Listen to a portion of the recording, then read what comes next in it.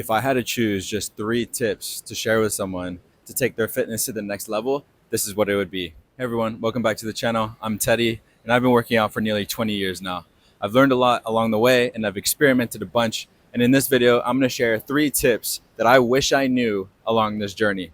Don't forget to subscribe, share this video with a friend, and let's get into it. So the other day I was at the gym and I was thinking about how much information there is online about working out and how overwhelming that was.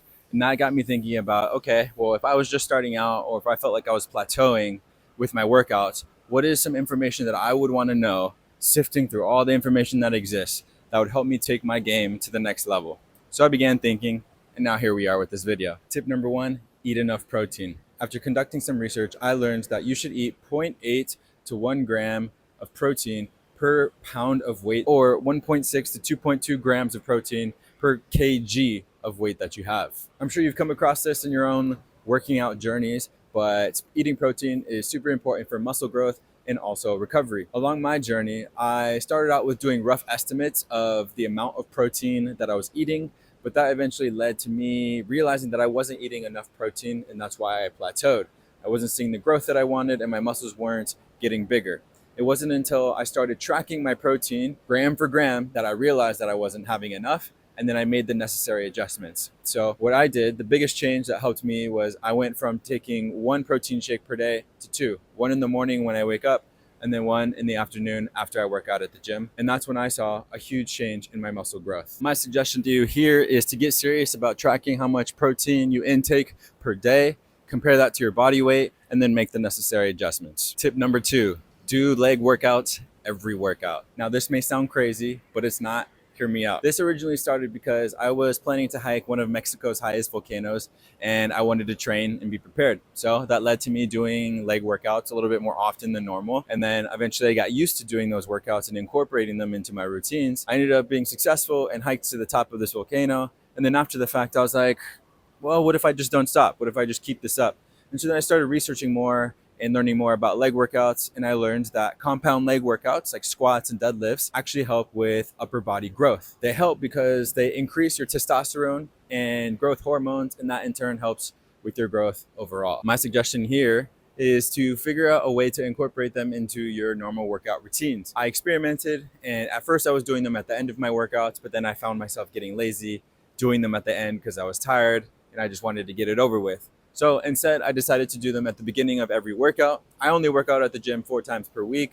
I do 3 sets of 3 different exercises. Sometimes I vary the reps from 8 to 12 reps, and that's it. But I now do legs 4 times per week, and it wasn't until I started doing them every workout where I started to see huge growth in my legs and growth overall. Tip number 3, increase the number of ab reps. Now, this one is my personal favorite. I used to work out 5 times per week, and I would just do 30 reps of abs, of crunches at the end of my session, and then be done with it.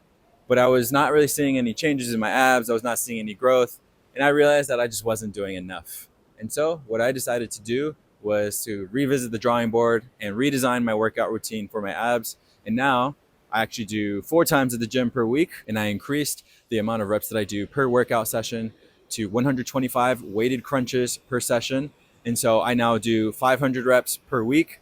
And the difference between 150 and 500, as you can imagine, was huge. This is when my abs popped. They got more defined, and it really took my abs to the next level. And it's as simple as that.